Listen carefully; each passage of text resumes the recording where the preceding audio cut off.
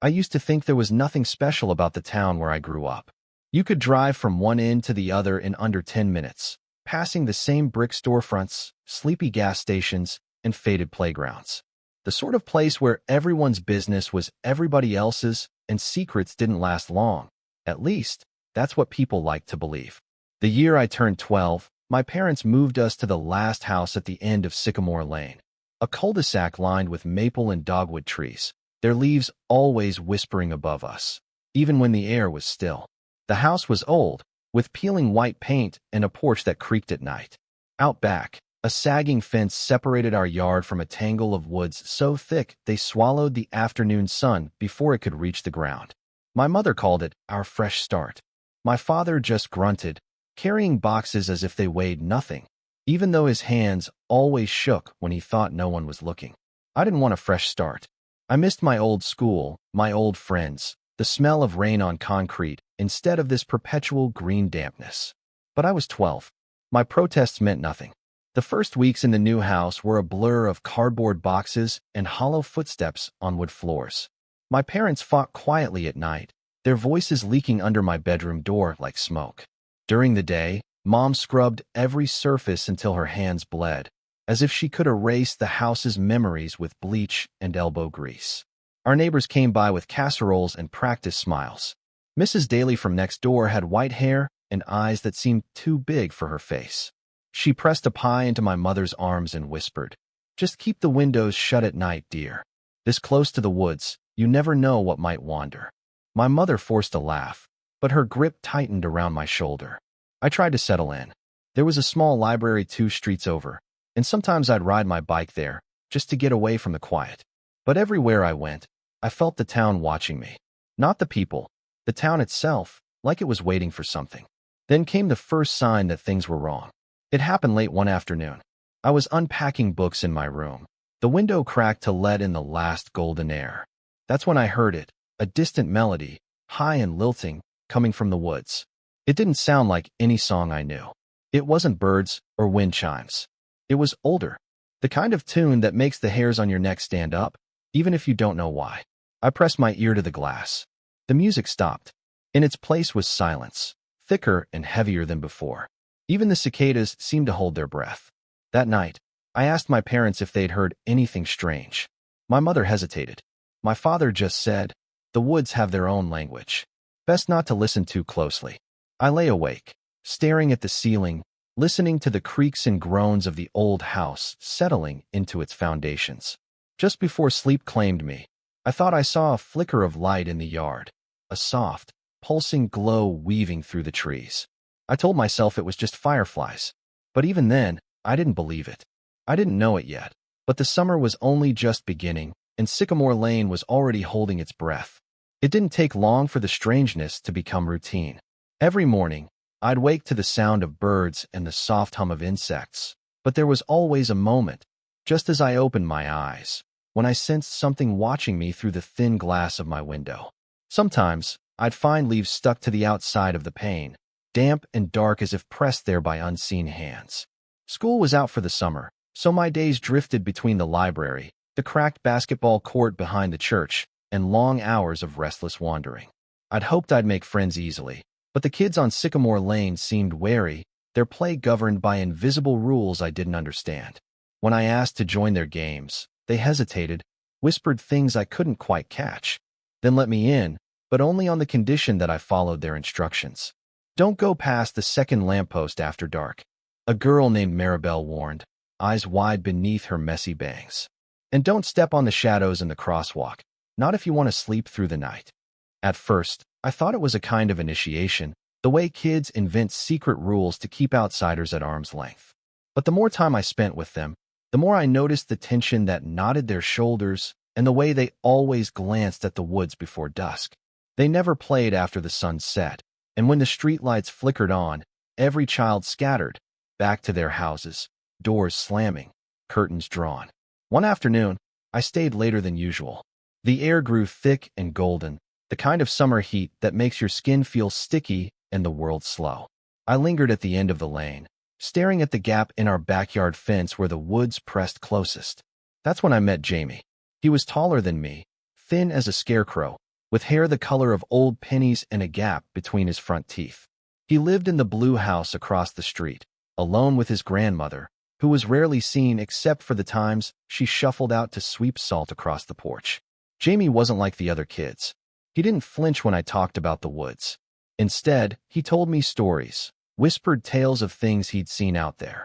Lights floating low to the ground, shapes that moved against the wind, and once, a deer with no eyes that watched him from the tree line until dawn. My grandma says the woods are hungry, Jamie confided, voice low. She says they remember everything. If you make them angry, they don't let you forget. That night, Jamie came over after dinner. My parents didn't mind. They seemed relieved I'd found a friend. We sat on my back porch, our feet dangling above the grass, passing a battered flashlight back and forth. We played a game, one that quickly became ritual. Jamie would point to a spot in the woods and dare me to name what lived there. I made up creatures, shadow dogs, glass-eyed foxes, trees that walked on roots like spider legs. But when it was Jamie's turn, he never invented. He only stared, serious and pale, and said, "Something's listening." The sun slipped behind the trees, and the crickets began their chorus. Jamie leaned closer, his voice barely a whisper. "My grandma has rules," he said. "Don't whistle after dark. Don't pick up anything you find at the edge of the yard. And never answer if someone knocks on your window after midnight." I tried to laugh it off, but that night, after Jamie went home, I lay in bed wide awake. Every creak of the house became a footstep. Every gust of wind against the window sounded like knuckles tapping, slow and patient. At 1:07 a.m., I woke with a start. Something, a soft, rhythmic scraping, echoed from the direction of the backyard. I held my breath, heart pounding, as I crawled to the window and peered out. There, just beyond the fence, the woods seemed to lean closer, their shadows pooling across the grass in strange, unnatural shapes. And for a split second, I saw a faint, bluish light flicker between the trunks, almost like a lantern, moving purposefully through the dark. I pressed my palm to the cold glass, trying to convince myself it was only a trick of the moonlight. But deep down, I knew Jamie was right. Some rules weren't meant to be broken. Summer, in my memory, is a tapestry of sun and shadow, fields of gold broken by slashes of darkness. The days grew longer, hotter, and yet, as July crept toward its center, I felt the nights growing larger, swallowing the hours before dawn with a kind of greedy patience. It started with the animals. First, the neighbor's cat, a gray tabby named Ghost, vanished, its collar found dangling from the lowest branch of our sycamore tree. Then, 2 houses down, the miller's dog stopped barking at dusk and never barked again. People muttered about coyotes, but I saw the way the adults looked at the woods. Not angry, not even afraid, but resigned. Like this had happened before. At the library, I tried to find explanations, encyclopedias of local fauna, weather records, even an old book on regional superstitions. Nothing helped. Instead, I stumbled on stories that made my skin crawl. Old newspaper clippings about missing children, blurred photographs of strange lights above the trees, vague warnings from town meetings decades past. Jamie noticed, of course. He was the only one who would walk with me past the second lamppost, the only one who didn't flinch when the wind carried voices that shouldn't exist. "They never find the animals," he told me one afternoon, voice barely louder than the hum of cicadas. "Or the people. Not really. Sometimes, the woods give back a shoe, or a tooth, or a braid of hair. But that's all." I wanted to ask more, but that day, Jamie's grandma stood on her porch, eyes fixed on us. She shook her head once, slowly, deliberately, and Jamie went quiet. That night, my mother locked every window in the house, running her hands over the frames as if feeling for cracks. I watched her from the hallway, and she caught my eye. "Go to bed early, sweetheart," she said. "It's best not to linger in the dark." But sleep was elusive. My dreams twisted. I wandered endless fields of tall grass, the blades whispering secrets I couldn't understand. Sometimes, I'd see Jamie ahead of me, running through the mist, his laughter echoing, always just out of reach. Other times, the laughter would stop, silence would fall, and a shape, tall, thin, faceless, would emerge from the trees, beckoning me forward. I'd wake tangled in my sheets, cold sweat slick on my skin. A week passed. Then came the first child. Her name was Mary Beth Willis, a girl from 3 streets over. One evening, she failed to come home after riding her bike around the block. By midnight, her parents were searching the alleys with flashlights, voices thin and frantic in the humid air. By dawn, the whole neighborhood was out, but there was nothing. No bike, no tracks, not even the sound of her voice. The police questioned everyone. The adults tried to act normal, but at night, I heard my father muttering to my mother, his words sharp and urgent behind closed doors. "I told you we should have left sooner. It's starting again." I wondered what it was, but I was afraid to ask. For the rest of that week, no one let their children outside after dark. The playground sat empty. Curtains stayed closed, and for the first time since we'd moved in, I wished for the ugly, concrete rain of my old town. Jamie and I met in secret, speaking in whispers behind the library, the only place we felt safe. "She didn't break the rules," Jamie said, his voice trembling. "She never did. Sometimes it doesn't matter." I thought of the lights in the woods, the knock at the window, the strange music I'd heard my first night here. That evening, just as dusk fell, I stood at my window, watching the shadows creep across the lawn. The woods pressed closer, black and impenetrable, and I realized the rules weren't just to keep us safe. They were to keep something out. But whatever waited in the dark was patient, and it was getting closer. The days after Mary Beth's disappearance felt strangely hollow, as if the town itself had lost its breath. On Sycamore Lane, children's laughter vanished entirely. Grown-ups spoke in clipped tones, avoiding each other's eyes. The police cars that circled the neighborhood did nothing to soothe anyone's fears. They only served as reminders that something was wrong, something everyone knew, but no one dared to name. At home, my parents moved like ghosts. My mother started hanging heavy blankets over the windows, and she insisted on sleeping with the door to my room open, as if afraid I might slip away in the night. My father grew withdrawn, barely speaking at dinner, his hands worrying endlessly at the frayed edge of his shirt cuff. One evening, I came into the kitchen to find them arguing in harsh whispers.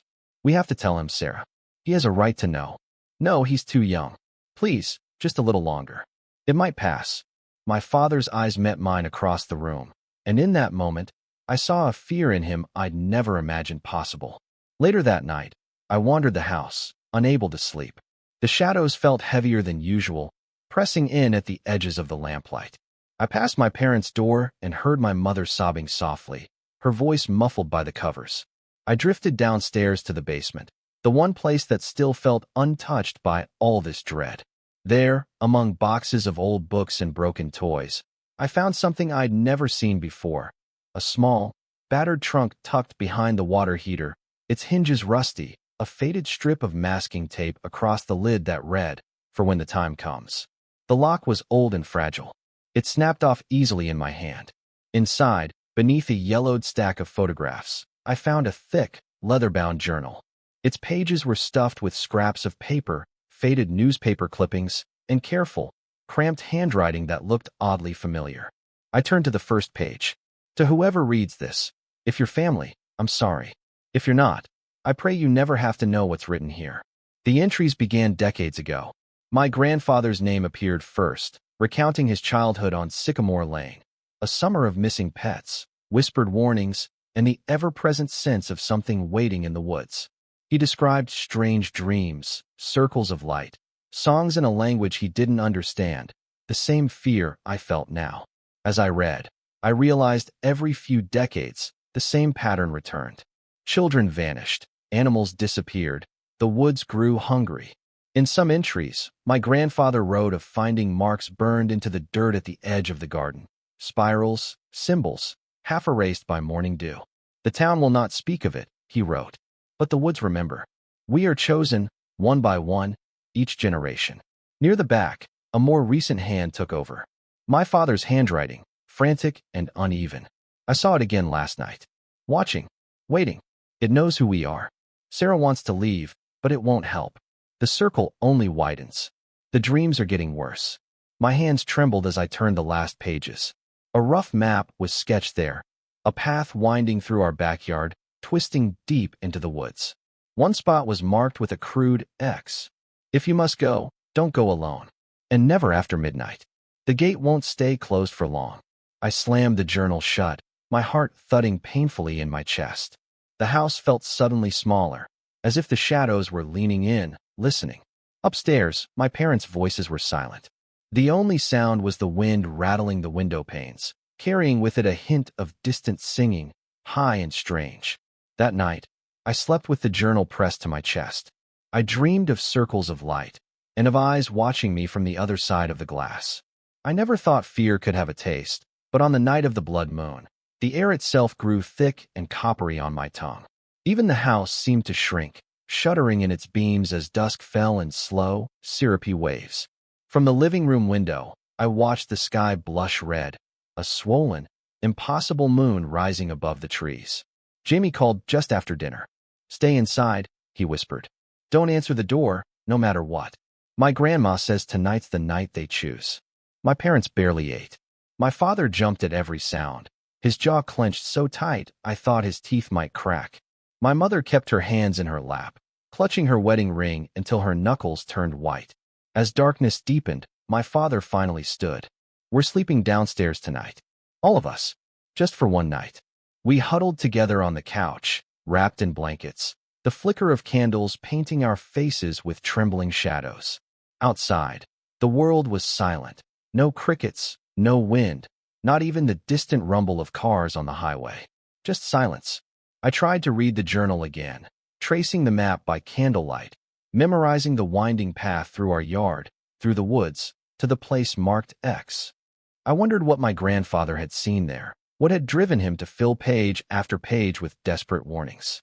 At midnight, it began. First, the singing, a thin, wordless melody that wound its way through the trees, threading through the cracks in our walls. The sound made my teeth ache, as if the music was burrowing straight into the bone. Then, the knocking. It started at the back door. Slow, deliberate. 3 knocks. Pause. 3 more. My mother gripped my hand so tightly I thought she might break my fingers. The knocks circled the house, moving from door to window. Each time, just 3 knocks. Never more, never less. I remembered Jamie's warning. Never answer if someone knocks on your window after midnight. I squeezed my eyes shut. My father pressed a trembling hand to my back, trying to shield me with his own body. But then, the back door creaked open, slowly, with the sound of old wood groaning in protest. I opened my eyes, and the candlelight flickered as a cold wind swept through the room. In the doorway, framed by the red glow of the blood moon, stood a shape, tall and impossibly thin, its limbs bending at angles that defied reason. Its face was not a face at all, but a smooth, pale mask, featureless except for 2 sunken holes where eyes might have been. It raised one hand, beckoning. I tried to scream, but my voice vanished in my throat. Behind me, my mother began to pray, her words tumbling over each other in frantic whispers. My father reached for me, but his arm felt like stone.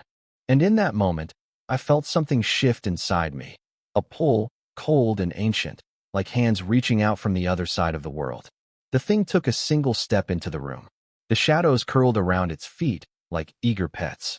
I felt its gaze burn through me, searching, measuring. Then, as quickly as it had appeared, it stepped back into the night, vanishing into the trees. The singing faded. The knock stopped. Dawn came with the hush of rain and a yard washed clean by storm. We didn't speak of what happened. My mother never prayed aloud again. My father avoided my eyes for days. But when I checked the yard, I found a new mark burned into the grass, a perfect circle, black and smoking, right where the journal's map said the gate would be. And in the center of that circle, something had left a single, withered flower. Years passed. I moved far from Sycamore Lane, first to college, then to cities where the night was never truly dark and the sound of the woods was replaced by the low hum of traffic. I tried to let the memories fade, convincing myself that what happened that summer was just the fevered dream of a frightened child. But no matter how much I changed, the job, the apartment, the new name on the mailbox, some shadows always followed. Sometimes I'd wake up in the middle of the night, breathless, convinced I'd heard the 3 knocks on the window. Other nights, I'd dream of the blood moon, the singing drifting through the cracks of my old childhood home. I kept the journal locked away, buried in a box in the back of my closet, but every now and then, I'd find it lying on my desk as if it had crawled out on its own. Then came the letter. It arrived on a gray morning, tucked among bills and advertisements, The envelope yellowed at the edges, my childhood name written in shaky, spidery ink. There was no return address. Inside, a single sentence. It's time to come home. We are waiting. For days, I tried to ignore it. But each night, the dreams returned. Clearer, sharper, the woods in my mind thick with movement. I could see Sycamore Lane as it once was. The faded porch, the backyard pressed up against the tangle of trees, the withered circle burnt into the grass. And always, the feeling that someone was watching from just beyond the tree line. A week later, I found myself behind the wheel, heading north. Each mile unwound something tight in my chest, dredging up old fears I'd tried so hard to drown. The town hadn't changed as much as I expected. The same cracked sidewalks, the same low, shingled houses slouching beneath a heavy sky. Yet there was a brittle silence, a hush that pressed against the windows even in daylight. My parents' old house was smaller than I remembered, the paint now flaking from the shutters, the yard wild and overgrown. The fence sagged in the same place, the gap into the woods even wider now, as if the trees themselves had been creeping closer with each passing year. Inside, the air smelled of dust and something else, something sweeter, almost rotten. I found the living room just as we'd left it, the same couch, the same faded rug.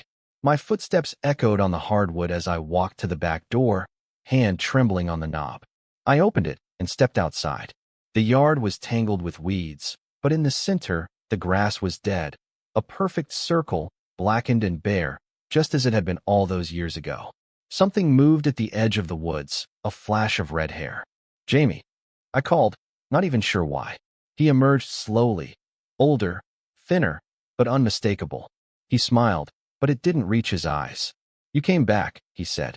I had to. I got a letter. Jamie nodded, as if he'd expected nothing less. They never left, he said softly, glancing toward the trees. They're waiting. We're not the first, you know, and we won't be the last. The sun slipped behind the clouds, and for a moment, the world felt just as it had that summer, on the cusp of something ancient and hungry, pressing in from all sides. I looked down at the circle burned into the grass, feeling the weight of every story, every warning, every secret my family had tried to hide. The woods were waiting. And this time, I didn't think I'd be able to run. The sun slid behind the woods, draining the color from the world. Shadows grew long and thick, pouring over the yard like dark water. Jamie and I stood at the edge of the burned circle, neither of us willing to step closer, both pretending not to feel the chill rising from the blackened earth. He spoke first, his voice cracked and hoarse. It starts again tonight. The moon will be full. They always come back when the circle is empty and someone returns. His eyes flicked to mine. That someone is always us. The ones who remember. Thunder rumbled in the distance. Overhead, clouds drifted aside, and the moon bled through, bloated, heavy, and impossibly bright. I felt it then, a subtle vibration in the soil, as if something enormous was moving far beneath our feet. The woods rustled with a wind that never reached the yard. Jamie clutched his arm. We can't run. It's always been like this. Some families leave, but it just finds someone else. Sometimes it's the new kid, sometimes. He trailed off, jaw tight. A distant singing began, a chorus of voices, shrill and layered, threading through the trees. My skin prickled, goosebumps rippling down my spine. Without thinking, I reached for Jamie's hand. We go together, I said, and he nodded, though fear twisted his mouth. The map from the journal burned in my mind, a path I'd seen 1,000 times in dreams. We crossed the yard, weeds parting beneath our feet. The woods loomed, alive and watching, branches arched like fingers eager to pluck us from the world. Inside the tree-line, time warped. Shadows stretched and shrank, and the moon's light fractured through the leaves. Our footsteps sounded muffled, like walking on old bones. The singing grew louder, words I couldn't understand but somehow recognized, as if from a story told to me in the womb. We reached the heart of the woods. There, the ground dipped into a shallow pit, ringed by ancient stones blackened by fire. The air thrummed with an energy so thick I could barely breathe. In the center, something writhed.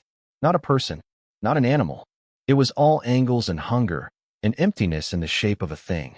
Its face was a shifting mask, sometimes my father's, sometimes my own, sometimes nothing at all. Jamie let out a strangled sob. They want us to open the gate, he whispered. And I understood. Every missing child, every burned circle, every secret. This thing was the root, the wound in the world that never healed. The townspeople had tried to contain it, with rituals, with rules, with silence, but every generation, it found a way to slip through. The thing shifted, its face a hollow that sucked the moonlight in. It spoke without words, pouring into my mind. Let us in. The circle breaks, the gate opens, the old hunger feasts again. I staggered back, clutching my head. Jamie fell to his knees. The stones glowed with sickly blue fire, shadows lashing the ground. Something rose behind us, dozens of shapes, thin and tall, wearing the faces of people long gone. They pressed in, murmuring, singing, hands outstretched. I grabbed Jamie, dragged him back toward the yard, heart jackhammering in my chest. But the woods shifted, paths doubling back, trees closing in. The circle of stones loomed again and again. The thing pulsed in the center, growing, unfolding, stretching toward us with longing and spite. Jamie screamed. I screamed. The world spun. Then, a burst of heat. A blinding light from my pocket. The journal. Pages fluttering, the old words burning with an angry, golden fire. Instinct took over. I hurled the journal into the center of the gate. It struck the creature, and for a moment, the thing shrieked. A sound like every loss, every secret, every regret I'd ever felt. The stone shattered. Light exploded, scouring the pit, the woods, the circle of ghosts. And then, nothing. Silence. Jamie collapsed beside me, sobbing. The woods were just trees again, moonlight dappling the ground. The pit was gone, replaced by untouched earth. But I knew better. The gate never closed. It only moved, waiting for another circle, another summer, another child to break the rules. As we limped back to the yard, I looked over my shoulder. At the edge of the trees, dozens of eyes blinked in the darkness. Watching, waiting.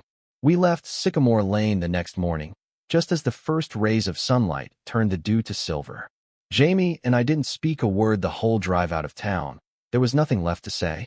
The house disappeared in the rearview mirror, lost behind a curtain of trees, and part of me believed, maybe hoped, that the woods would finally let us go. For years, life moved forward. I finished college. Jamie and I drifted apart, distance and time dissolving the bond forged in terror. I found work, made friends, even learned how to laugh without thinking of red moons or singing in the dark. I kept the truth buried deep, convinced that I could outrun the memories if I just ran far enough. I married. We had a daughter, Emma, curious, stubborn, full of impossible questions about the world. Our home was bright and noisy, with no woods nearby. I told myself we were safe. But some things, once touched by darkness, can never be scrubbed clean. It started with small things. Emma waking in the night, claiming to hear voices singing outside her window. Toys moved. Books fell open to pages I'd never marked. And once, I found a perfect circle of dead grass beneath her swing. My wife brushed it off as an overactive imagination, but I knew better. I recognized the signs, the rules. One night, Emma shook me awake, her little face pale in the moonlight. "Daddy," she whispered, "someone's knocking on my window. They know my name." My blood froze. I stumbled from bed, racing to her room. Outside, the night was silent, the world ordinary. But on the glass, I found 3 small, muddy prints, impossible, as if left by a hand too long, too thin. For weeks after, I watched the yard every night. Sometimes, I thought I saw a movement at the edge of the light, a suggestion of a figure, tall and still, waiting just out of reach. I started sleeping with the old journal under my pillow, even though its pages were burned, the map gone. Then, one afternoon, a letter arrived. No stamp, no return address, just my name in a familiar, spidery scrawl. We never left. The gate never closed. You belong here. So does she. My hands shook as I tucked the letter deep in my desk. That night, I lay awake, listening for the soft, rhythmic singing that sometimes wound its way through the darkness, wondering if I should run, if anywhere was far enough. But when Emma asked about the rules, I found I could only pull her close and whisper, "Never answer if someone knocks. Never step into a circle of dead grass. And if you hear singing in the night, close your eyes and wait for morning." Outside, the wind rattled the trees. For a moment, I thought I saw a flicker of bluish light weaving through the farthest shadows. I held my daughter a little tighter, because I knew the gate never closes for good. The shadows wait, hungry, patient, eternal, and sooner or later, for someone, the knocking always begins again. End.